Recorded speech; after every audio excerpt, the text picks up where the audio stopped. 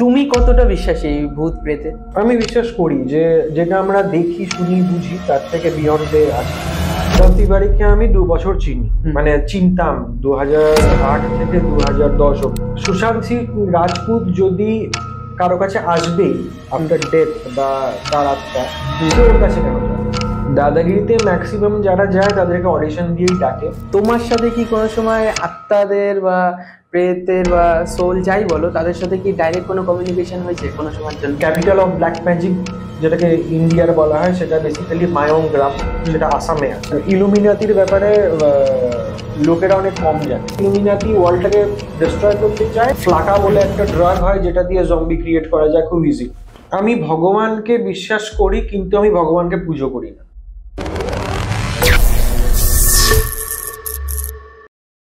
Hi guys, podcast বালা চ্যানেলে তোমাদের সবাইকে স্বাগত। এর আগেও তোমরা পডকাস্ট বালা চ্যানেলে প্যারানর্মাল রিসার্চার ঈশিতা দাস চ্যানেলের ভিডিও দেখেছো। তা আজকে আমরা ভূত নিয়ে আলোচনা করব, কিন্তু তার সাথে থাকবে সায়েন্স আর লজিক। হ্যাঁ, তা সেই সব বিষয়ে আলোচনা করার জন্য আজকে আমাদের মধ্যে ডেকে নিয়েছি প্যারানর্মাল এক্সপার্ট দেবরাজ স্যান্যালকে। কেমন আছো? ভালো আছে। আচ্ছা, এই চলে যাচ্ছে দাদা। তোমাদের এই ডিটেকটিভ অফ সুপার ন্যাচারালস, এটার শুরু কিভাবে হয়েছিল? কিভাবে মাথায় আসলো এইসব জিনিস নিয়ে করার কোনো কাজ? কলেজ থেকে পাস আউট হওয়ার পর থেকেই আমার কেরিয়ার হিসাবে আমি একটা ভেবেছিলাম যে আমি একটু অফবিট কিছু করব। অফবিট বলতে যেটা আমার অ্যাডভেঞ্চারাস, যে আমার মানে মনটা আছে সেটা যাতে আমি ফুলফিল করতে পারি, প্লাস ওটা যেন কেরিয়ার হোক। তো সেই হিসাবে আমি অনেক কিছু খুঁজেছিলাম যে এমন কি করা যায় যেটা মানে আমার অ্যাডভেঞ্চারাস, যেটা আমার মানে ক্যারিয়ারিস্টিক যেটা করার ইচ্ছে ছিল, সেটা কিভাবে ফুলফিল করি। জার্নালিজম পড়েছিলাম, তো আমার পলিটিক্যাল জার্নালিজম বা যেটা গতানুগতিক যা যা হয় সেটা আমার একদম ইচ্ছে করতো। আমার একটা অফবিট কিছু করারই ইচ্ছে ছিল। তো আমার এই যখন মানে এইসব খুঁজছিলাম, তখন একটা শো আসতো ঘোস্ট অ্যাডভেঞ্চার বলে। আমার শোটা দারুণ লাগতো, কিন্তু এটা বাংলা বা ইন্ডিয়াতে সেরকম ভাবে কালচার ছিল না। তো আমি ফার্স্টে জয়েন করেছিলাম হচ্ছে 2008-এ ইন্ডিয়ান প্যারানর্মাল সোসাইটি, যেটা গৌরব তিওয়ারি ফাউন্ড করেছিল, তাকে আমি জয়েন করেছিলাম। তো তাকে জয়েন করার 2 বছর পর আমার খুব একটা পছন্দ হয়নি, তো আমি ওখান থেকে ডিট্যাচ হয়ে যাই। তখন আমি একজন আমার ফ্রেন্ডকেই বলি, যে তার নাম হচ্ছে শুভজ্যোতি রায়চৌধুরী, যে আমরা কি এখানে বাংলায় এরকম কিছু করতে পারি না, যে একটা এরকম কোনো টিম ফাউন্ড করলাম যে এরকম টাইপের রিসার্চ করবে, ইনভেস্টিগেশন করবে, আর একটা সাইন্টিফিক অ্যাপ্রোচ দিয়ে যেন জিনিসটা করতে পারি আমরা, আর এরকম ভাবে আমরা লোককে হেল্পও করব, আর যদি কিছু আর্ন করতে পারি তো আর্নও করবো। তো জার্নিটা যখন আমরা স্টার্ট করি, তখন দেখলাম যে এখানে জিনিসটা করা ভয়ঙ্কর কঠিন। কারণ কি, লোকেদের কাছে এই কনসেপ্টটা পুরো এলিয়েন ছিল। মানে লোকেদের কাছে এই কনসেপ্টটা ছিলই না যে ভূতকে আবার কি করে তুমি রিসার্চ করবে, ভূতকে কি করে খুঁজবে, মানে এই ব্যাপারটা পুরোপুরি একটা মানে অন্য লেভেলেরই কনসেপ্ট ছিল এখানকার লোকেদের জন্য। তো এই আইডিয়া দিয়েই আর কি স্টার্ট হয়েছিল, মানে 2010-এ। 2010 থেকে শুরু করে আজকে 2024। তা এই যে ভূত নিয়ে রিসার্চ করছো, এইটা তোমাদের পার্সোনাল লাইফে কতটা বেশি ইম্প্যাক্ট করে? দেখো, ভূত নিয়ে রিসার্চ করতে ফার্স্ট অফ অল বাঙালিদের এটা বুঝতে সুবিধা হয়, কিন্তু বেসিক্যালি কিন্তু ভূত না, জিনিসটা আমরা বলি হচ্ছে survival of consciousness after physical death. মানে কারো যদি কনসিয়াসনেস বা চেতনা যদি ওটা আমাদের ফিজিক্যাল ডেথের পরেও কন্টিনিউ করে বা করতে পারে, বা তার কোনো পসিবিলিটি আছে কিনা, সেইটা নিয়েই আমাদের রিসার্চটা।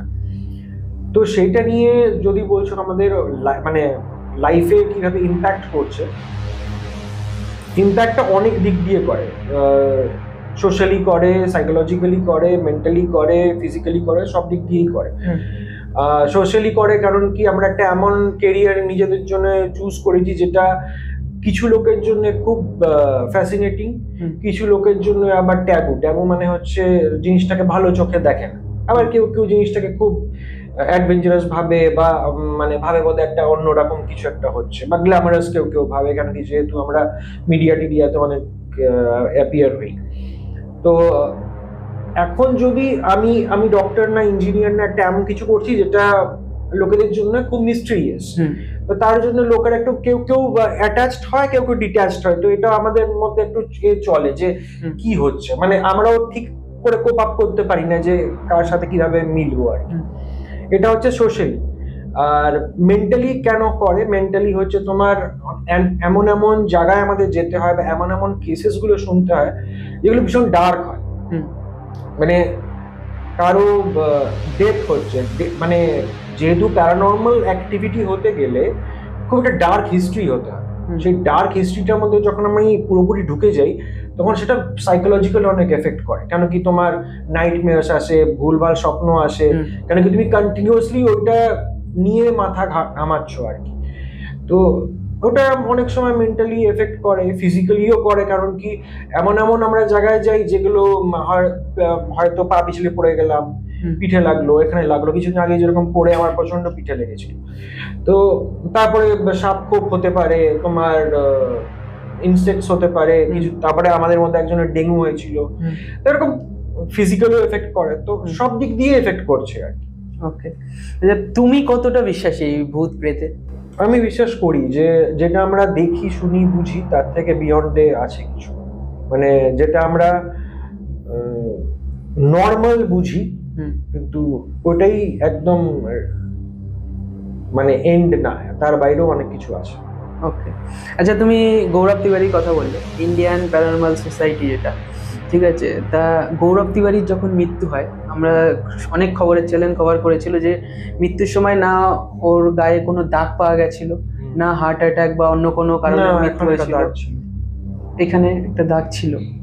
ওকে, সেটা তো অনেক খবরের চ্যানেল বলছিল যে দাগ ফাগ কিছু পাওয়া যায়নি শরীরে, ঠিক আছে, উইকিপিডিয়াতে একটু উইকিপিডিয়াতে লেখা আছে দেখছি। ওকে, তা ওরকম মনে হয় না যে ভয় লাগে না যে অত বড় একটা রিসার্চার যদি মৃত্যু হয়ে যেতে পারে ওরকম ভাবে? সেক্ষেত্রে তোমার গৌরব তিওয়ারিকে আমি 2 বছর চিনি, মানে চিনতাম 2008 থেকে 2010 অব্দি। ও ভীষণ মেন্টালি স্ট্রং একটা ছেলে ছিল, আমার থেকে 2 বছরের বড় ছিল, খুব মেন্টালি স্ট্রং ছিল। আর সব থেকে বড় কথা হলো যে লাইফকে খুব ভালোবাসতো।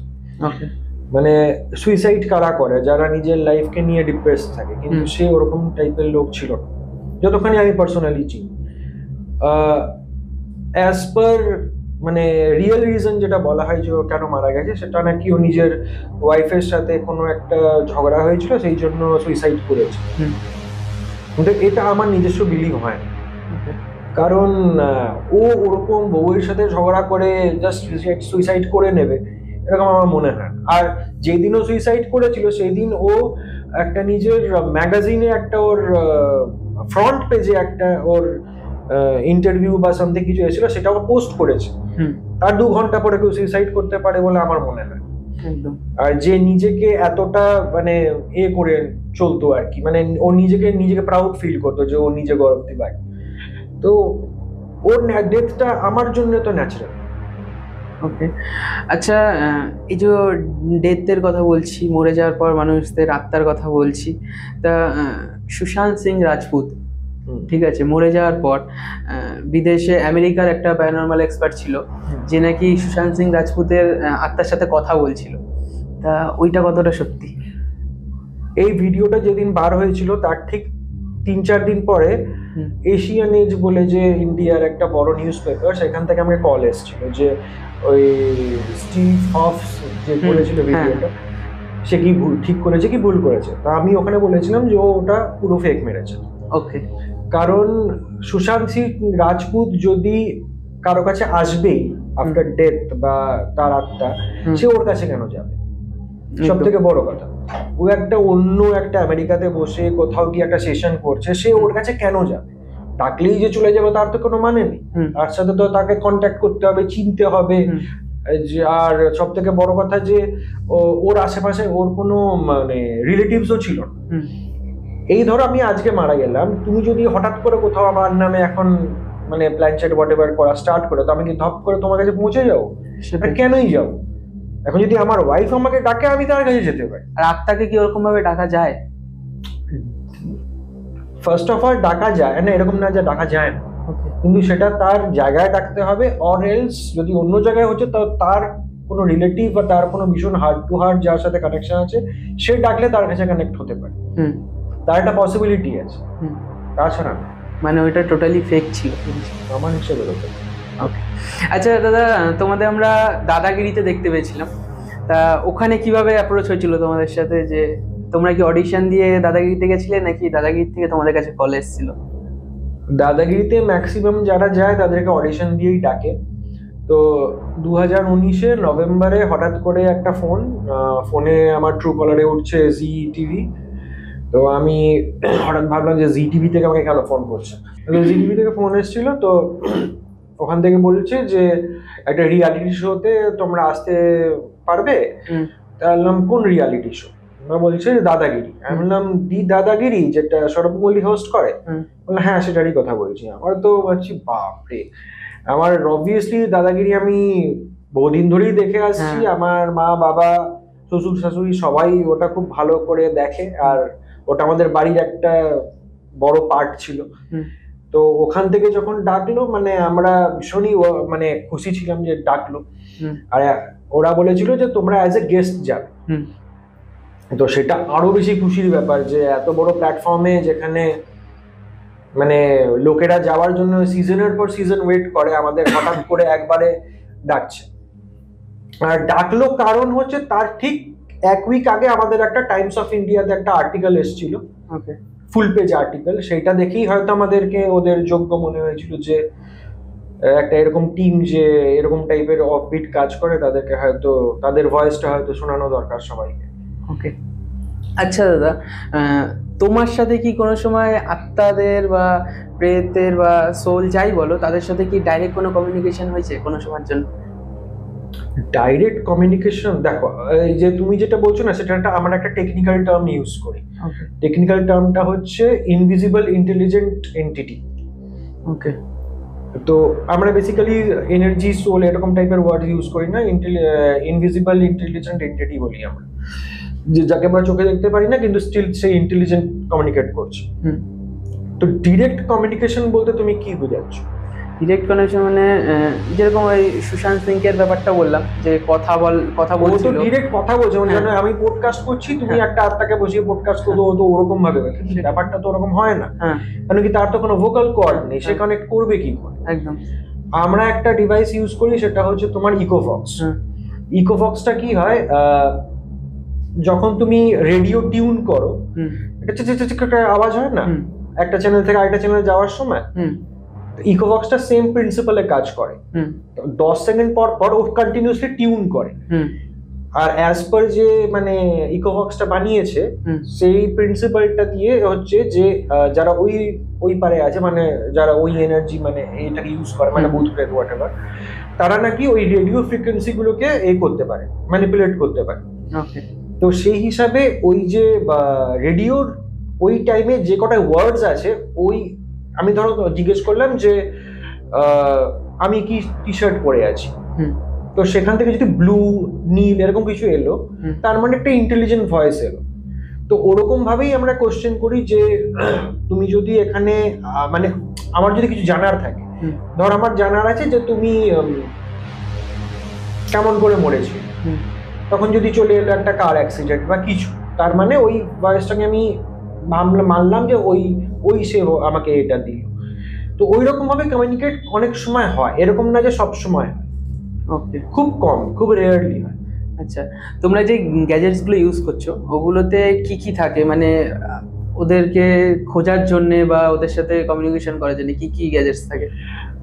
ডিপেন্ড করে আমি কোন বাড়িতে যাচ্ছি, কিরকম টাইপের অ্যাক্টিভিটি হচ্ছে, সেটা ক্লোজ রুম কি আউটসাইড, সবটাই ডিপেন্ড করে। এক একটা টাইপের অ্যাক্টিভিটির জন্য এক এক রকম ভাবে আমরা ইউজ করি।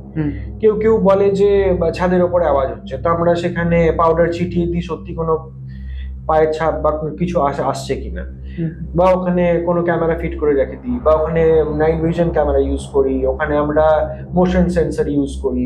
কোনো সময় বলে যে কেউ টেম্পারেচার ভীষণ ড্রপ করছে, তো এখানে আমরা থার্মাল ক্যামেরা ইউজ করি, থার্মোমিটার ইউজ করি, রুম প্যারাবোলিক থার্মোমিটার ইউজ করি। এক একটা টাইপের অ্যাক্টিভিটির জন্য এক একটা টাইপ, সেটা হচ্ছে কথা। ওকে, কোনো একটা আমি এটা ভেবে চলবো না যে এই কটা জিনিসই ইউজ করবো। যেখানে যে যেরকম বলছে সে সেরকম, হয়তো কেউ বলছে ছায়া চলে যাচ্ছে, যেখানে আমরা লেজার গ্রিড ইউজ করছি। এক এক রকম জায়গায় এক এক রকম। ওকে, আচ্ছা, সায়েন্সের সাথে এই ভূত প্রেতের অনেক বড় একটা দ্বন্দ্ব আছে, ঠিক আছে? তা সেক্ষেত্রে তোমরা কিভাবে মানুষকে বুঝাও যে এইটা আত্মা বা ভূতের জায়গা, এটা একটা কোনো একটা হন্টেড প্লেস, এটা কিভাবে বুঝাতে পারো? দেখো, কারণ সায়েন্স তো মান্যতা দিচ্ছে না জিনিসটাকে। আমি একটা জিনিস সব থেকে বড় কথা হচ্ছে যে সায়েন্স বলতে আমি কি বলছি, যেটা আমরা বইতে পড়ি সেটাকে আমি মেইন স্ট্রিম সায়েন্স বলছি, নাকি কন্টিনিউয়াসলি যে এগোচ্ছে সেইটাকে আমি সায়েন্স বলবো? কিছুদিন আগে কিন্তু আমার কাছে ব্ল্যাক হোলেরও ফটো ছিল না। এই ব্ল্যাক হোলের ফটোটা কিন্তু জাস্ট কিছুদিন আগে রিলিজ করা হয়েছে। তার আগে কেউ জানতোই না যে ব্ল্যাক হোল বলেও কিছু জিনিস হয়। তো তার আগে কিন্তু টেক্সট বুকে সেটাও ছিল না, তার মানে কি সেইটা আমি মেনে নেব না? সেটাই এখন রিসেন্ট যে রিসার্চ হচ্ছে সেখানে কিন্তু বলা হচ্ছে যে আমাদের যে কনসিয়াসনেস সেটা কিন্তু মানে ব্রেন জেনারেটই করে না। তাহলে সেটা কি বলবে তুমি? এখন এটা ঠিক কথাই যে আমি কিছু না জেনে যদি বিশ্বাস করি সেটাকে অন্ধবিশ্বাসই বলে, কিন্তু আমি যদি কিছু জানার জন্য আমি কিছু রিসার্চ করি সেটা কিন্তু অন্ধবিশ্বাস হচ্ছে না। একদম, ব্যাপারটা বোঝাতে পারলাম? আমার পয়েন্ট এটাই, আমি কাউকে অন্ধবিশ্বাস করতে বলছি না যে আমি বললাম ভূত আছে আমার কথা মেনে না। আমি লোকেদের বলছি তুমি নিজেও চেষ্টা করো বোঝার, যে সত্যি যদি কোনো আওয়াজ হচ্ছে তো তুমি নিজে গিয়ে ট্রাই করো, নিজে গিয়ে রেকর্ড করার চেষ্টা করো, নিজে ওখানে সিসিটিভি ক্যামেরা লাগাও। আমাদের যখন ফোন আসে আমরা ম্যাক্সিমাম টাইম এটাই বলি যে তুমি নিজের বাড়িতে নিজে আগে সিসিটিভি দিয়ে নিজে ইনভেস্টিগেশন করার চেষ্টা করো, নিজে সাউন্ডটাকে রেকর্ড করো, সাউন্ডটার সোর্সটা কি, কোথার থেকে সেই হাসির আওয়াজটা আসছে, কোথার থেকে ছনছন আওয়াজটা আসছে, সেটা তো পোকার থেকেও আসতে পারে। সেটাই তো আমরা আগে লোককে অন্ধবিশ্বাসটাকে কিন্তু আমরা প্রচার করছি না, আমরা কিন্তু ইনভেস্টিগেটিভ মাইন্ডটাকে প্রচার করছি। কিন্তু আমরা এটাও বলছি যে একদম এই যে পসিবিলিটি যে কিছু আছে এটাকে পুরোপুরি না উড়িয়ে দিতে, সব দিকে চিন্তা করেই আগে বাড়তে। মানে কিছু ভালো থাকলে কিছু খারাপও আছে। না, ভালো খারাপ বলছি না, এটা ভূত মানেই যে খারাপ এটা একেবারেই ভুল কথা। এটা খারাপ, আমি কেন খারাপ হবো? আমি যদি আজকে আত্মা হয় ভটকে বেড়াবে, ধরি না সবাই গলা ধরে বেড়াবো। ওকে, সেটাই। আচ্ছা দাদা, টুকটাক কালা জাদু, তা এই জিনিসটা না খুব কমন বাঙালিদের মধ্যে, যে এই জিনিসটা করে বিশেষ করে বাংলাতে, ঠিক আছে, ওয়েস্ট বেঙ্গল কালচার, বাঙালি কালচারে এই জিনিসগুলো বেশি হয়।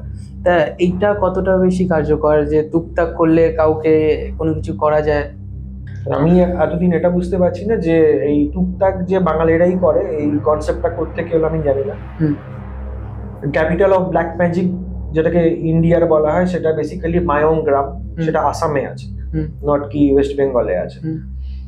ওয়েস্ট বেঙ্গলে যেহেতু আমরা কালী পুজো করি, আর কালী ঠাকুরকে অন্য যারা আছে তারা কালী ঠাকুরকে খুব একটা চোখে দেখে না, মানে অ্যাজ এ গুড গড দেখে না। ওকে, কেন কি কালী মূর্তিটা খুব ডেভিলিশ টাইপের দেখতে। তা আমার আর কালী ঠাকুরের যে পুজোর প্রসিডিওরটাও সেটাও দেখতে অনেকটা ব্ল্যাক ম্যাজিকের মতন, যেটা আর কি টিভিতে দেখে। তো সেই জন্য এইটা একটু চলে এসছে। কিন্তু কালী ঠাকুর যে অ্যাকচুয়াল যে মানে মানে ফিলিংটা, সেটা কিন্তু সবার কাছে খোলাসা করে করা হয়নি। কেন কি যখন আমি টিভিতে অনেক সময় তুমি ইংলিশ মুভিতেও দেখবে, একটা ছিল, সিনেমাটার নাম মনে পড়ছে না আমার, নাসিরুদ্দিন শাহ ছিল এই সিনেমাটার মধ্যে, নিমো বলেছিল বোধহয়। সে কালী ঠাকুরের পুজো করতো, আর কালী ঠাকুরকে ওখানে ডিমন গড বলা হতো। ওকে, তো সেই জন্য এই জিনিসটা চলে এসছে। ওই জন্য লোকেরা ভাবে বোধহয় বাঙালিরা বোধহয় ডার্ক গডকে পুজো করছে। আচ্ছা দাদা, কালী ঠাকুরের কথা হচ্ছে, তা সেখানে তুমি ভগবানে কতটা বিশ্বাসী? আমি ভগবানকে বিশ্বাস করি, কিন্তু আমি ভগবানকে পুজো করি না। ওকে, আমার হিসাবে ভগবান হচ্ছে যে ইশিরা বলে যে ভগবান যে ক্রিয়েট করে সে ভগবান, কিন্তু যে ক্রিয়েট করছে সে তো ডিস্ট্রয়ও করছে। তাহলে আমি পুজো কেন করবো? কারণ কি আমি যে আজকে বেঁচে আছি, আমি তো একদিন মরবই, সে আমি যাই কর্ম করি। আজকে যা আমার কাছে আছে দুদিন পরে সেটা থাকবে না, সে আমি যতই চেষ্টা করি না সেটাকে বাঁচানো। আমার যেটা আজকে প্রেজেন্ট আছে আমার দুদিন পরেই সেটা চলে যাবে, আর চলে যেতে বাধ্য, যেটা এটা নিজের নিয়ম। সেই জন্য আমি ভগবানকে পুজো করব আমি কিছু পাওয়ার জন্য, সেটা আমি করি না কোনোদিন।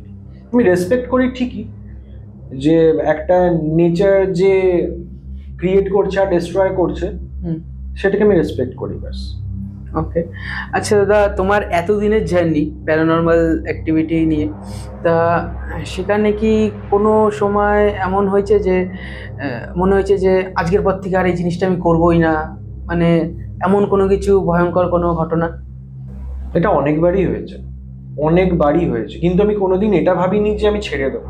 ওকে, একবারও ভাবি। এরকম অনেক সময় হয়েছে যে না, আজকে এটা অনেক বাড়াবাড়ি হয়ে গেল, এবার বোধহয় এটা নিয়ে আর আগে বাড়া যাবে না।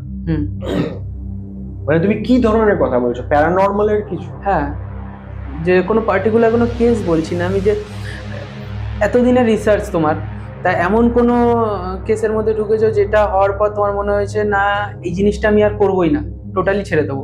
না, এরকম কোনোদিনও মনে হয়। এরকম কোনোদিনও মনে হয়? এরকম কোনোদিনও মনে হয় ছেড়ে দেবো, কোনোদিনও মনে হয়। ওকে, মানে মনে হয়েছে রিস্ক হয়ে যাচ্ছে, অনেক বাড়াবাড়ি হয়ে যাচ্ছে, বাট ছেড়ে দেবো কোনোদিনও ভাবি। মানে এটা আমরা জানি যে আমাদের ফুল টিমই, আমরা মানে লাস্ট দিন অব্দিও বোধহয় এটা ভাববো না, মানে যদি প্রাণও চলে যায়। ওকে, আচ্ছা, এমন কোনো ঘটনা যেটা তোমার খুবই ভয় লেগে গেছিল, মানে সেই মুহূর্তে তোমার খুবই ভয় পেয়ে গেছিলে সেই জিনিসটা দেখে? ভয় আমার সব থেকে বেশি ওই ডাউহিলেই লেগেছিল, যেদিন রাত্রির বেলা ওরকম পিঠে একজনের স্ক্র্যাচ এসেছিল।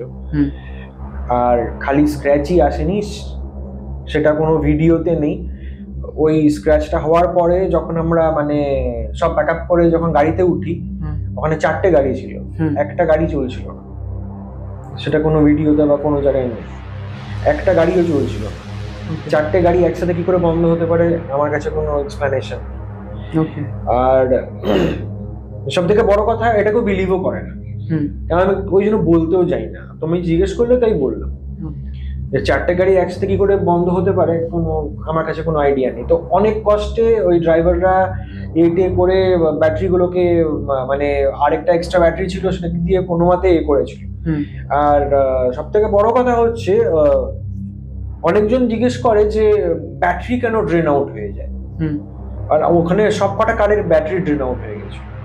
তাই? হ্যাঁ। তারপর কি করলে ওখানে? ওই যে একটা এক্সট্রা ব্যাটারি দিয়ে সব কটাকে স্পার্ক দিয়ে গিয়ে কোনো মতে ঠেলে স্টার্ট করে পালানো হয়েছে। এইটা কি কমন যে এমন কোনো জায়গায় গেলাম যেখানে এরকম টাইপের কোনো ভাইব আছে যেখানে আমাদের ফোনের ব্যাটারি ডাউন হয়ে যাচ্ছে? এটা অনেকবার হয়েছে, অনেকবার। আমাদের ফোনের ব্যাটারি হঠাৎ করে করে ড্রেন হয়ে যাচ্ছে। মানে অনেক বড় বড় রিসার্চাররা বলে গেছেন যে যখন স্পিরিটসরা মানে আমাদের এই দুনিয়াতে আসার চেষ্টা করে বা মানে এই ডাইমেনশনে আসার চেষ্টা করে, তারা অনেক পরিমাণের এনার্জি ইউজ করে, আর আশপাশ থেকে অনেক এনার্জি ওরা ড্রেন আউট করে। তো সেই ড্রেন গুলো কোথা থেকে করবে? ব্যাটারি, আমাদের নিজস্ব যে প্রাণ শক্তি আছে সেখান থেকেও ড্রেন আউট করে। সেই জন্য আমাদের অনেক ডিজিনেস, অনেক উইকনেস চলে আসে।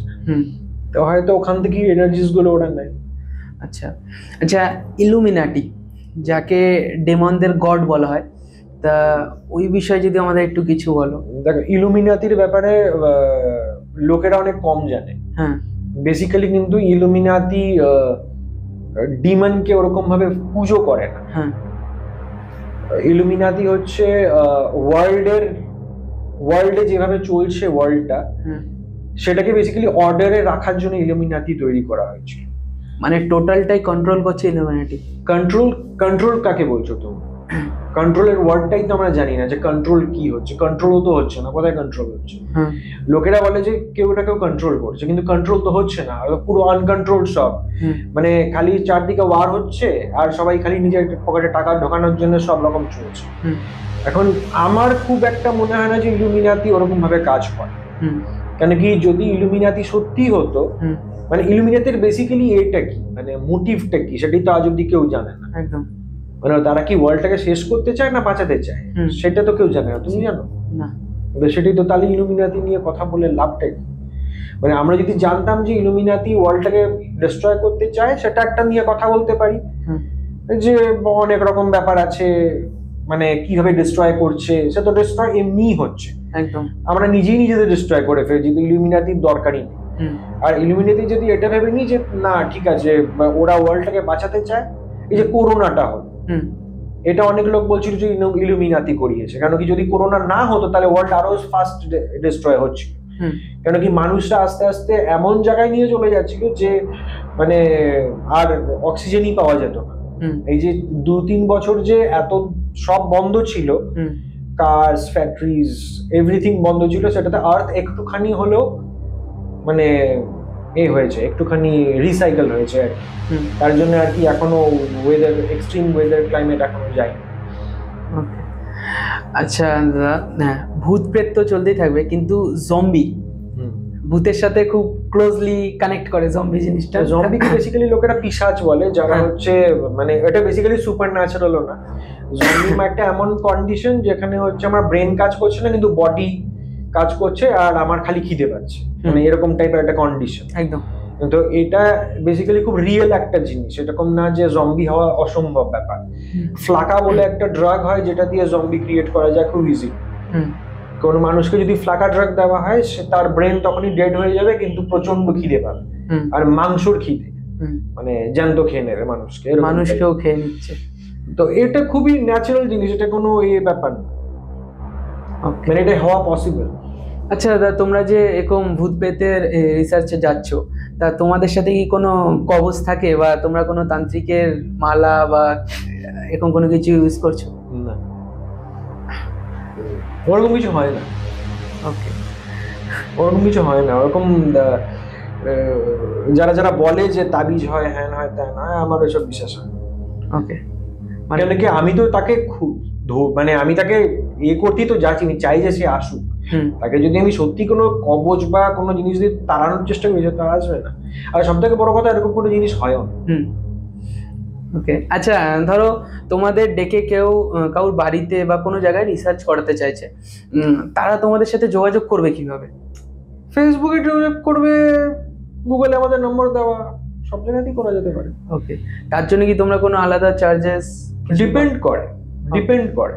যদি কেউ ফাইন্যান্সিয়ালি অতখানি সাউন্ড না, তাদের থেকে আমরা টাকা নিই না। যে দিতে পারবে সে দিলে দেবে, কেন কি আমাদেরও তো টাইমের একটা দাম আছে। ডিপেন্ড করে, আমার ডিস্টেন্সের উপর ডিপেন্ড করছে যে কতটা দূর বা কত দিন আমরা ইনভেস্টিগেশন করছি, বা কি কি গ্যাজেটস আমরা ইউজ করছি, বা কিছু নতুন গ্যাজেট কিনতে হবে কিনা, এগুলো ডিপেন্ড করে। এই যে ভূত প্রেত নিয়ে রিসার্চ যখন শুরু করেছিলে, তখন তো এই জিনিসগুলো এত কমন ছিল না। তা ফ্যামিলি থেকে কেউ বলেনি যে এইসব করিস না? কেউ ডাক্তার হচ্ছে, ইঞ্জিনিয়ার হচ্ছে, তুমি সেখানে প্যারানর্মাল এক্সপার্ট তো না ফার্স্ট অফ অল। আর যখন এসব মানে তুমি বলছো যে এখন কমন, এখনো কমন না।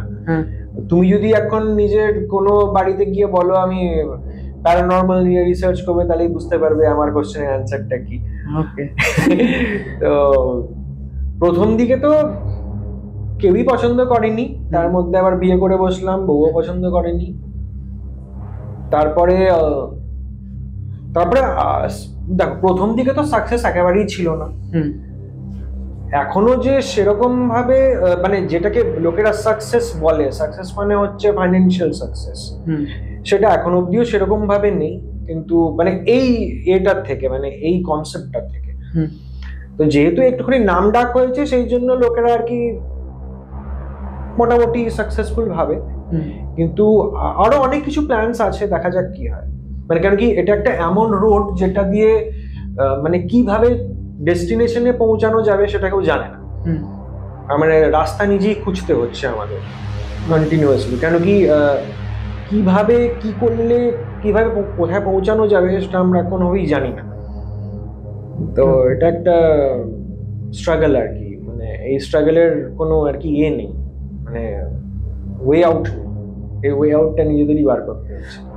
ওকে, আচ্ছা তোমাদের যে team detective of super naturals, তা সেই টিমটাকে নিয়ে তুমি ফিউচারে আর কি কি করতে চাইছো? কত বড় অর্গানাইজেশন তৈরি করতে চাইছো জিনিসটাকে? প্ল্যানস তো অনেকগুলো আছে, প্ল্যানস এরকম না যে নেই, প্ল্যানস অনেক কিছু আছে। এমনকি রিসেন্ট ডেজে অনেকজন আমাদের অ্যাপ্রোচও করেছে, বড় বড় হাউস থেকেও অ্যাপ্রোচ করেছে। খালি আমি ভিডিও মেকিং এর মধ্যেও খালি ঢুকতে চাই না, আমি আরো যেরকম তুমি একটা বলেছিলে মিউজিয়ামের কথা, আমার খুব ইচ্ছা একটা যাতে মিউজিয়াম তৈরি করা হোক।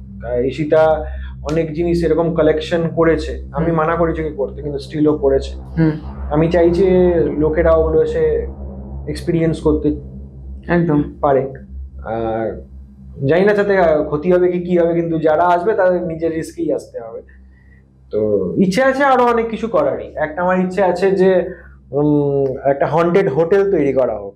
এই অনেক কিছু প্ল্যানস আছে আমার। Haunted hotel? হ্যাঁ, ওকে। মানে সেই মিউজিয়ামটা বেসমেন্টে হোক, আর একটা মানে থাকার একটা মানে পুরো একটা ক্যাসেল টাইপের একটা হোটেল হোক। ওখানে কি মানুষ থাকতে যাবে?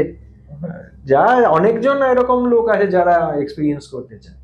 ওকে, কিন্তু ওরকম টাইপের ইনফ্রাস্ট্রাকচার নেই, তার জন্য কাউকে ইনভেস্ট করতে হবে, কিছু করতে হবে। দেখি আর অ্যাপ্রেস করব। তা ফিউচারে আর কোথায় কোথায় তোমরা রিসার্চ করতে চাইছো, যে যেখানে রিসার্চ করলে অনেক কিছু জানা যাবে?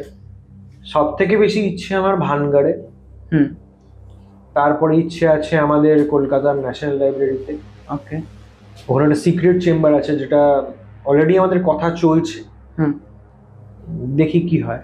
ওটা কি এখনো অবধি কেউ করেনি, ন্যাশনাল লাইব্রেরির যে সিক্রেট চেম্বারটা? না, কেউ যায়নি, কেউ জানি না, ম্যাক্সিমাম লোক তো জানি না যে ওটার ব্যাপারটা কি। সবাই জানে national library haunted, but actually কোথার থেকে হন্টেড কি ব্যাপার কেউ জানে না। ওখানে একটা সিক্রেট চেম্বার আছে যেখানে আমরা পারমিশন নেওয়ার জন্য অনেক ট্রাই করছি, আর অনেক দূর এগিয়েওছি, জানি না কত দূর হবে, বাট লেটস হোপ যে সত্যি হয়, আমরা যেতে পারি। আরেকটা ইচ্ছে আছে আমার হাইকোর্টে, একবার আমরা করেছি, কিন্তু আরেকবার চাইছি যে আরেকটুখানি এক্সটেন্ডেড ভাবে করা যায়। সেটা কত দূর হবে আমি জানি না। আর ইচ্ছে আছে আমার আরেকবার ডাউহিল যাওয়ার। ওকে, একবার তো ওখানে, হ্যাঁ, অনেক কিছু ঘটেছে, কিন্তু আরেকবার আমার ইচ্ছে আছে, আরেকবার যাই। থ্যাংক ইউ সো মাচ দাদা আমাদের পডকাস্ট বেলাতে আসার জন্য। তোমার এখানে এসে কেমন লাগলো? খুব ভালো লাগলো, খুব ভালো লাগলো, সিরিয়াসলি। Okay, thank you. তো বন্ধুরা, আজকের মতন ভিডিওটা আমরা এখানেই শেষ করছি। দেখা হচ্ছে নেক্সট পডকাস্টে। ততক্ষণের জন্য আমাদের চ্যানেলটিকে সাবস্ক্রাইব করে দাও, লাইক করে দাও, শেয়ার করে দাও। আর এরকম ধরনের পডকাস্ট আরো দেখতে গেলে আমাদের কমেন্ট সেকশনে অবশ্যই জানাও। ধন্যবাদ, বাই বাই।